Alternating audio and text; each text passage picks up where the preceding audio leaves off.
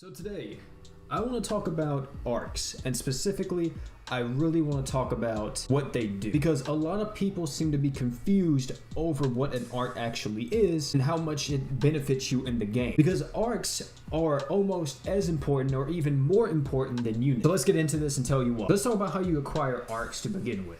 You can acquire Arks through summons right now. I'm pretty sure later on down the line we're going to be able to get them through login bonuses, through events, and all that good stuff. And also, each Ark comes in a different rarity. You have R, SR, and SSR Arks, which is different from the units because you guys know units only come in one rarity. So what does these Arks actually do, OP? Now let me tell you, I'm going to try to break this down so you guys try to follow along the best you can.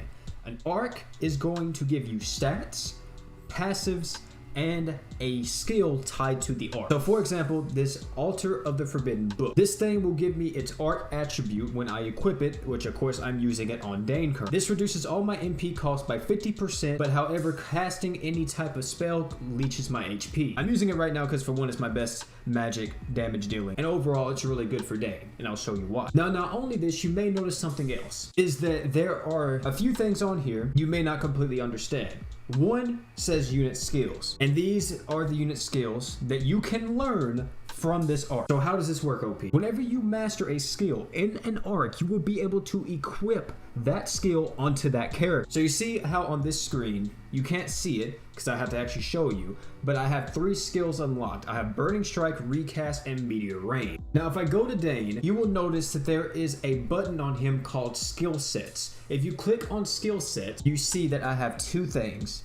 I have Burning Strike and Recast. How did you get these, OP?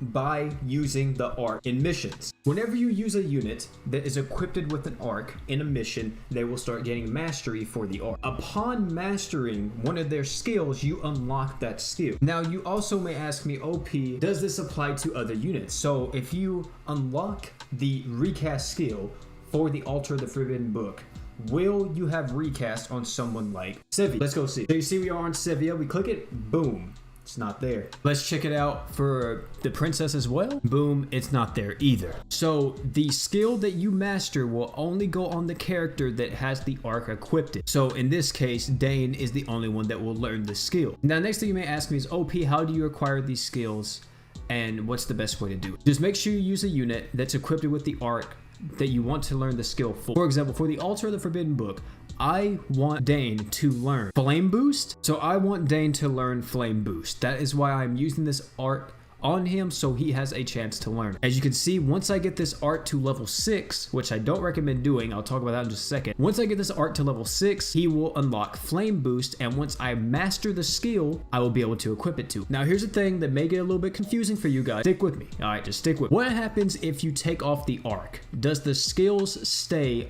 on Dane? We're gonna put on Grave of the Blade Master just to test this out, and we're gonna go back to Dane. And as you can see, because Dane learned those skills from the Ark, he still has both. And because of that, he can use them without having the Ark equipped. So what does this mean, OP, for you? That if you want to min-max your character to the best of your ability, then you are going to have to play the game, for one. And then for 2, you are gonna have to make sure you take advantage of every Ark possible, because each Ark offers something different. We saw what the Flame Book offered, but what about the Pirate Ship? And this is what the Pirate Ship offers with its skill set. As you can see, it's completely different. Every single Ark will pretty much have a different skill set, or they may have 1 to 2 things that are similar. However, all of them are top tier, and you should work on every single one if possible.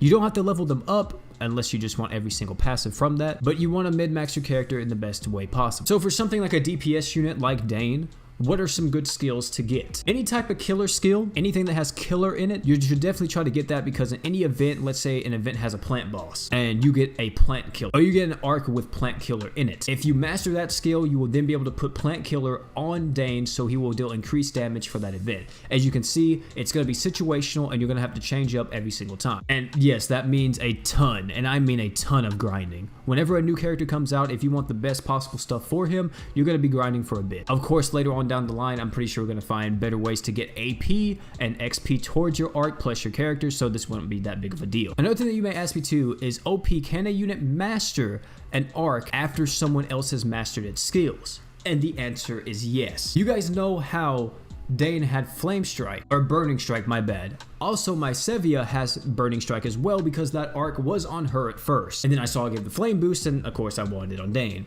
because he does flame damage. So hopefully that isn't too confusing, but you understand what I'm saying. Now there is one more thing I want to point out before I end this video, is that every single arc has different unit skills, which we covered. Every single arc has different attributes or stats, and every single arc has a different arc attribute as well, which I guess that would be a better way to put it. Every single arc has different arc stats, every single arc has different arc attributes, and every single arc will have different unit skills, or they will only have 1 to 2 skills that are the same as another arc. And there is one last thing that an arc can do. If you see Arc Ether, what is this OP? If you played FFBE, you guys know about the Trust Mastery Awards, right? Arc Ether is very similar. Arc Ether, you gain this by playing the game. How much do you gain by playing the game? It is a random chance. I'm talking about, it's probably low. Probably the same as FFBE, maybe a little bit higher, maybe a little bit lower. But you will only gain 0.1% to your Arc Ether.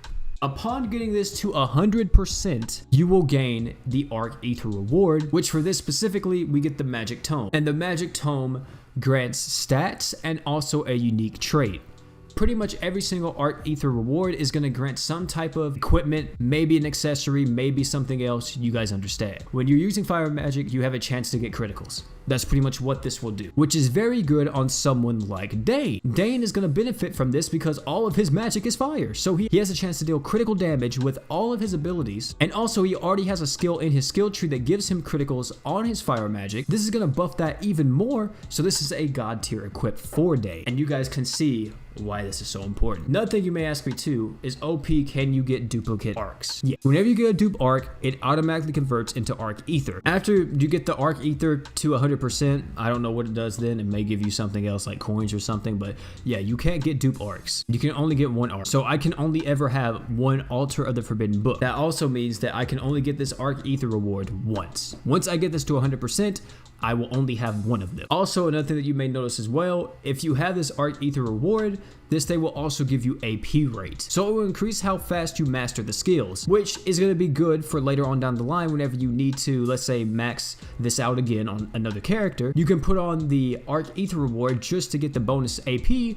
So boom, you can get that, then you can easily max it out pretty quickly. The same as the skills and the arc attributes, every single Arc Ether is different. This is for the pirate ship. As you can see here, we get the Bangle of a Master Thief. What does it do? Chance of obtaining an item upon defeating an enemy. Probably could be good whenever you're farming, but apart from that, I don't see this being used. This one right here gives you the speed shoes and it just buffs your movement speed. Probably going to be good on a heavy tank like Goroth. And you guys get the point. This game is very expansive and very deep. There's a lot of customization you can do with every single character, and you can really customize them and build them the way that you want to. So that is a very, very broad explanation of what arcs are and how important they are. So now you guys see, whenever I say that if you get the airship or if you get a ton of arcs in a reroll, don't be upset, especially because if you don't mind using story units, I would keep it.